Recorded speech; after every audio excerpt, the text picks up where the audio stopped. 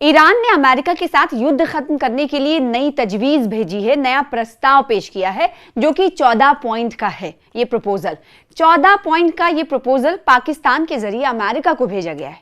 इस पर Donald Trump ने नाखुशी जाहिर की है और प्रस्ताव को खारिज करने का इशारा दिया है। ऐसे में ईरान की ओर से कड़ी प्रतिक्रिया देते हुए कहा गया है कि हमने अपनी ओर से शांति के लिए कदम बढ़ाया है, लेकिन ट्रंप अगर टकराव चाहते हैं तो उनको उसी तरह से जवाब दिया जाएगा। अमेरिकी राष्ट्रपति की ओर से ईरान के ताजा शांति प्रस्ताव पर संदेह जताए जाने के बाद तेहरान ने कहा है कि हमने गेंद वॉशिंगटन के पाले में डाल दी है। ईरान के उप विदेश मंत्री ने अपने बयान में कहा कि हमने अपना पक्ष रख दिया है, अमेरिका अब फैसला करे कि उसे कूटनीति का रास्ता चुनना है या टकराव वाला रवैया जारी रखना है। हम युद्ध और बातचीत दोनों के लिए तैयार हैं। और ट्रंप ने क्या कहा, यह भी जान लेना जरूरी है। अमेरिकी राष्ट्रपति डोनाल्ड ट्रंप ने शनिवार को कहा कि वो ईरान के नए शांति प्रस्ताव की समीक्षा करेंगे, पहले देखेंगे, गौर करेंगे, पढ़ेंगे। ट्रंप ने इसके सफल होने की संभावना पर संदेह जताया है।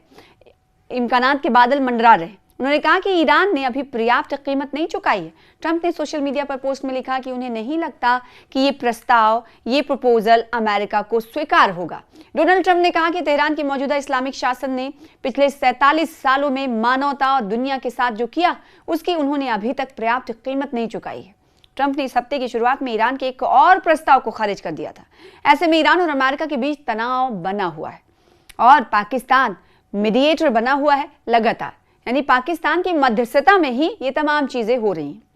ईरान की मीडिया ने बताया है कि तेहरान की ओर से पाकिस्तान के जरिए अमेरिका को 14 बिंदुओं वाला नया प्रपोजल भेजा गया है। ये घटनाक्रम, ये पेशरफ्त ऐसे समय सामने आई है जब अमेरिका ईरान के बीच बातचीत की कोशिशें लगातार नाकाम हो रही है।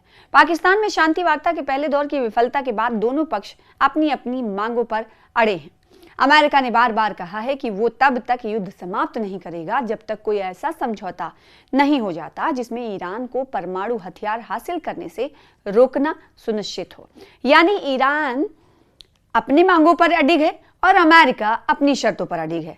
ईरान ये कह रहा है कि अपने खुद के सेल्फ डिफेंस के लिए वो यूरेनियम की एनरिचमेंट करेगा, जबकि अमेरिका कह रहा है कि जिस ईरान में यूरेनियम के एनरिचमेंट की बात हो रही है वो हम जैसे मुल्कों के लिए, हम जैसे ममालिक के लिए खतरा हो सकता है। बस इसी बात पर दोनों के दरमियान ठनी है। अमेरिका का कहना है कि वो यूरेनियम एनरिचमेंट की पूरी जानकारी हमें दे, ना सिर्फ जानकारी दे, हम जाके इंस्पेक्शन भी करें, हम जाके जायजा भी लें। लेकिन ईरान कह रहा है कि ये हमारे सालमियत से जुड़ा हुआ मामला है, हम इसमें किसी की दखलंदाजी बर्दाश्त नहीं कर सकते। और ईरान को परमाणु हथियार हासिल करने से रोकने की बात अक्सर डोनाल्ड ट्रंप करते रहे हैं। और ईरान का यह कहना है कि युद्ध स्थायी रूप से खत्म किया जाए और उसके जो समुद्री इलाके हैं वहां पर नाकाबंदी की गई है। आपको मालूम ही होगा कि स्ट्रेट ऑफ हॉर्मुज इस वक्त बंद है और स्ट्रेट ऑफ हॉर्मुज के अलावा डोनाल्ड ट्रंप ने पहले ही कहा था कि मैं भी ब्लॉकेड करूंगा, तो यूएस नेवी के ब्लॉकेड है, नाकाबंदी है। अब ईरान ये कह रहा है कि अब युद्ध खत्म किया जाए और उसके जो समुद्री इलाके में यूएस नेवी ने जो ब्लॉकेड बना रखा है, नाकाबंदी कर रखी है, उसे हटाया जाए। इसके बाद ही एक दूसरे मुद्दे पर बातचीत होगी। तो पहली शर्त तो ये है कि बातचीत के टेबल तक आने से पहले ये प्रस्ताव माने जाएं। ईरान के नए प्रस्ताव में तफसील से आपको बताते हैं क्या, और क्या ये प्रस्ताव अमेरिका की जानिब से स्वीकार किए जाएंगे, ये तो आने वाला वक्त बताएगा। लेकिन फिलहाल जो प्रपोजल रखा गया है 14 पॉइंट्स के जरिए ईरान ने रखा है मध्यस्थता किसकी, पाकिस्तान की मध्यस्थता में। ईरान के पहला बिंदु ये है, पहली मांग ये है कि ईरान के समुद्री इलाके से अमेरिकी सेना की वापसी हो। दूसरी मांग ये है कि हॉर्मुज स्ट्रेट से अमेरिकी नाकेबंदी को हटाया जाए। तीसरी मांग ये है कि ईरान की जब्त की गई सभी संपत्तियों को जारी कर दिया जाए। और चौथी मांग ये है कि युद्ध से ईरान को जितना नुकसान हुआ है उसका मुआवजा अमेरिका दे। और पांचवी मांग ये है कि लेबनान सहित सभी मोर्चों पर युद्ध को समाप्त करना। और ईरान के खिलाफ छठी मांग ये है कि ईरान के खिलाफ दोबारा हमला ना होने की पूरी गारंटी देना है। और सातवीं मांग ये कि हॉर्मुज स्ट्रेट के लिए ईरान के नियंत्रण वाला नया तंत्र बनेगा, उसको स्वीकार करना होगा। और तंत्र मतलब वही कि जिस तरीके से ईरान ने टोल लगाना शुरू किया है तो उसे भी एक्सेप्ट करे अमेरिका।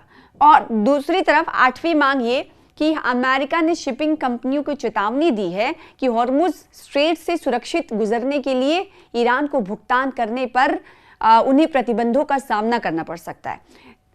ईरान ये कह रहा है कि अगर हमारे यहाँ से टोल टैक्स हमने लगाया है तो आप इस टोल टैक्स को देकर हॉर्मुज से अपनी शिपिंग को ले जा सकते हैं। मुल्क सारे ममालिक से कह रहा है, जबकि अमेरिका ये कह रहा है कि हम ये नहीं मान सकते। अगर दूसरे देश टोल देकर जल डमरू से, हॉर्मुज जल डमरू से निकलते हैं तो हम उन देशों के साथ कारोबार नहीं करेंगे, रिश्तों पर असर आएगा। ये कहा जा रहा है। दोनों ममालिक अपनी अपनी बातों पर अड़े हुए हैं और इस चेतावनी में नकद के साथ डिजिटल एसेट, ऑफसेट, अनौपचारिक अदला बदली और अन्य तरह के भुगतान भी शामिल हैं। तो ये मांगे हैं अमेरिका ने जो रखी है, अमेरिका के सामने जो ईरान ने रखी है।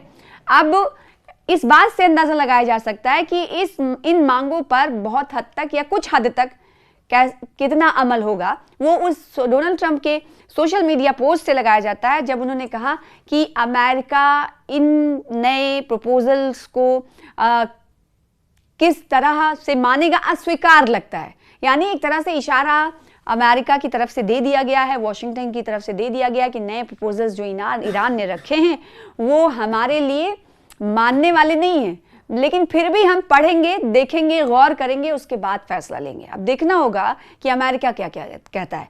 क्या अमेरिका इसमें कुछ रद्दोबदल करेगा या उन रद्दोबदल किए जाने के बाद जो नया प्रपोजल सामने रखा जाएगा उसे ईरान मानेगा?